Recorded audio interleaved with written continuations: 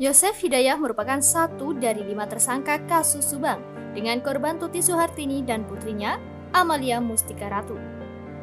Tuti Suhartini dan Amalia Mustika Ratu diketahui ditemukan meninggal dalam kondisi ditumpuk di bagasi mobil Alphard yang terparkir di halaman rumah mereka di Jalan Cagak, Kabupaten Subang, 18 Agustus 2021 silam. Yoris juga menduga bahwa pembunuhan kasus Subang ini terkait dengan Yayasan Bina Prestasi Nasional. Saya menduga kuat motifnya urusan yayasan, ujar Yoris Kamis 26 Oktober 2023. Yang membuat Yoris yakin pasca pembunuhan ibu dan adiknya tersebut, Yosef sempat meminta dirinya untuk mencairkan dana yayasan. 2 hari setelah kejadian itu, Papa pernah minta saya untuk mencairkan uang yayasan, katanya. Bahkan kata Yoris, ayahnya menyuruh Danu untuk memegang jabatan bendahara setelah Tuti dan Amalia meninggal dunia. Papa tiba-tiba nawarin Danu jadi bendahara yayasan setelah ibu dan adik saya meninggal, ucapnya. Yoris menuturkan, setelah beberapa bulan setelah peristiwa kasus Subang itu, ia kaget karena dinonaktifkan oleh ayahnya dari jabatan ketua yayasan.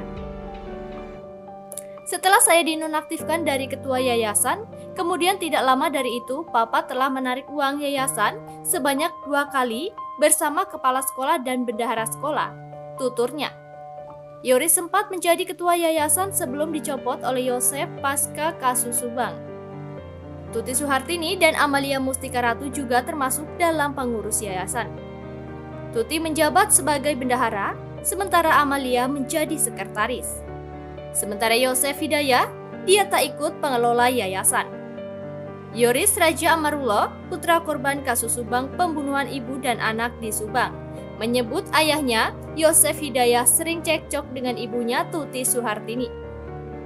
Yoris mengungkapkan hal tersebut dalam bincang-bincang di kanal YouTube Diskursus.net Jumat 27 Oktober 2023. Menurut Yoris, Yosef sering cekcok dengan ibunya mengenai keuangan, hingga ribut soal istri muda Mimin. Yosef yang kini jadi tersangka, kata Yoris, langsung naik pitam jika Tuti menyinggung dan menjelekkan istri mudanya Mimin. Langsung naik pitam dia, langsung keluar bahasa binatang, ujarnya.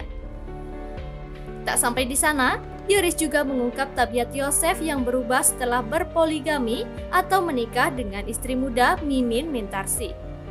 Menurut Yoris, pertengkaran Yosef dan ibunya bahkan sempat terjadi KDRT.